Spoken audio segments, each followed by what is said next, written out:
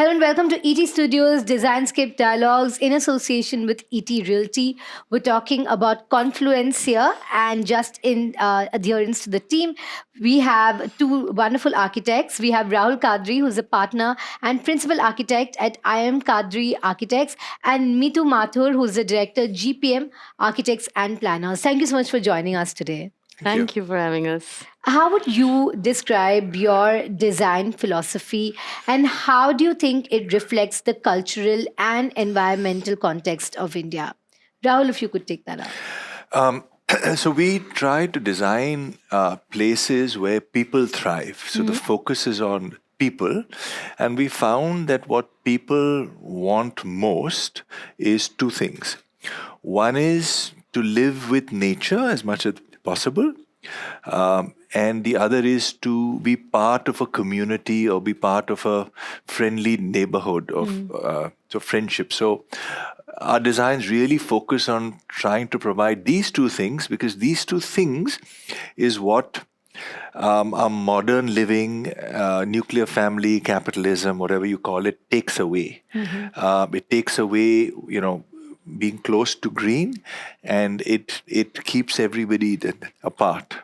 So these are the two things we try to do in all the projects. Well, absolutely nothing is as essential as a rich community, and it's great to see you weave that in. Mitu, what governs your design philosophy? So very similar to yours, I would say. Our design philosophy, so I'm a third generation architect, and I've been seeing designs take shape and in turn see how the community reacts to their design in a very progressive manner. And for me, while growing up, the philosophy that got built up was around the 3 P's of people, process, and passion. So people, like he rightly pointed out, is very important for us because our designs are very people-centric. What people want and how people will behave in a certain scenario or respond to a certain environment is something that is very important and very centric to our designs. Then is the process. And for us, the process is what kind of leads to the final product. And for us, it is very critical to really see how the project or any response is taking shape. So we really like to document our process, and we don't say, okay, in day one, this is the render, this is how the outcome is going to be. Because of the nature of the projects, we feel we are constantly evolving, and we like to document our process. We like to talk about our process because I think the processes shape the projects. And the third and the most important thing is our passion, and the passion that we have as a team, we have as a community, and the passion we want to see with the teams we are working with. So we are very mindful of the team that works on our project, not just the team within our firm, but the other consultants we engage with, the kind of family we create. Because for any client or for any end user, the architect is like a part of their family. So the passion that drives the project is very important for us. So it's the 3 P's that kind of tie us together. Oh, that's lovely to hear. Now, when it comes to being on the field and being hands-on, could you tell us about a challenge that you overcame that ended up serving as an inspiration for you? I go first. You can go Okay. first, yeah. So I think being a third generation architect, for me, it was more of the expectation setting in the industry. I mean, my father is a stalwart in the industry and somebody who people look up to. So when I joined the industry, it was more of, okay, everybody's doing comparisons. And also being a lady and short-heighted that I am, I was never taken very seriously. And the expectations are always very high. So it was like trying to fit in, at the same time create my own space, both as somebody's daughter and at the same time a woman in the industry. So I like to work, because we work a lot on people-centric designs. I started working with the government industry, and we started working on projects which are more public-driven. And I think my biggest fear while walking into a boardroom full of men was always sort of intimidating at times, but I gradually learned and realized that that's my biggest power, because when I speak, everybody listens. And that's kind of what gave me the confidence and that push to keep going forward. Always put up my point, talk about what, things, what design can do for a larger community. And I think that has been my biggest learning aspect growing up in this industry. Well, of course, you're scaling new heights in your career, not letting anything hold you back. So that's great. Thank you. Congratulations to you Thank on you. that, Mitu. Rahul, when it comes, to a practical example of a design challenge that you overcame, could you give us an example of that? A design challenge that well, it was so when we were designing a campus for Symbiosis, we wanted the campus to have a certain energy, social energy, because without that, we knew, when you have a lot of land, 230 acres of land, you can really spread things. And when you spread things, the social energy dilutes. So there was, so in this 230 acres, 60 acres was a plateau. Everything else was quite steep.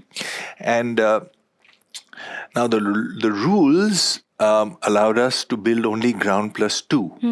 And in ground plus two, we felt we can't get the density which we need for people to come together. So we had to kind of think out of the box.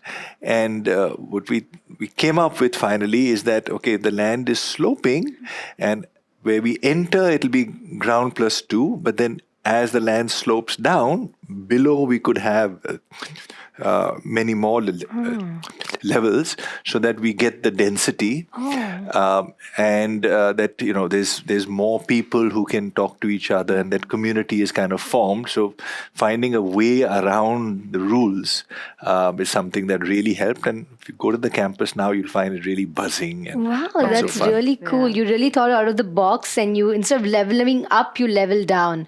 So that's a really cool example indeed.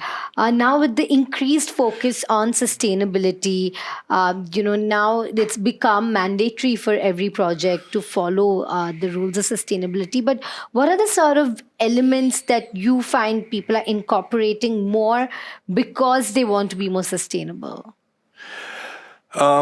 What are the elements? So many of the things are mandatory, but I think what most good architects do and have done, even though sustainability becoming a fashion now, is deal with the fundamentals of planning and how the sun moves.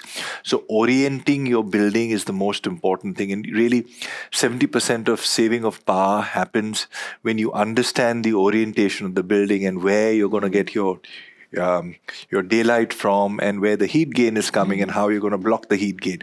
So those basics, I think one is people are getting using that much more, rather than being driven by technology or materials, going back to fundamentals. That's happening more and more, and that's where the saving is the most. Prioritizing the fundamentals. Yep. Excellent. Mitu, how are you finding the sustainability shift? So adding to what he said, which is, I think, the basis of any sustainable endeavor at all, what I see as a change happening is the acceptability of sustainability, because of the understanding of what sustainability actually means. So earlier, I'm talking about, let's say, 10 years from now, sustainability was a term which a lot of our clients would run away from, because of the sheer factor of measuring sustainability by getting a certification or a grading. I think over a period of time, both architects and end users have kind of developed an acceptability towards sustainability and seen the results of what sustainable measures can do for the projects, or what wonders can be done with putting sustainable measures in place, in terms of saving energy, water, and in terms of shared planning and understanding of the environment, and responding with respect to that. So sustainability is getting more traction, but what I kind of feel is that as a culture and a community, we were always sustainable. It's just that, with this grading system and this whole, marketing of sustainability, I think we are kind of going back and doing things which are merely just for checklist and not really passively engaging with sustainability, which is what we were talking about on our panel also, that we are actively doing sustainable measures, but passively we are not incorporating in with others, which is something as architectural community we need to again bring back and kind of incorporate and imbibe in the process. Yeah. Incorporate and increase harmony Increase. and go back to the basics. Go back to the With basics. strong fundamentals. Yes. And it's been great talking to the two of you. You share very similar philosophies, and I've learned so much through the course of this So there's conversation. one thing I want to Sure. add. There's good architecture and there's lazy architecture, right? And lazy architecture is the glass box. Okay, yeah. Okay, and so that's lazy and quick. So we need to avoid that and go back to just good old, good architecture, which incorporates the fundamentals. Absolutely. Thank you so much for talking to us. It's been great listening to the two of you. And thank you so much for joining us on Designscape Dialogues.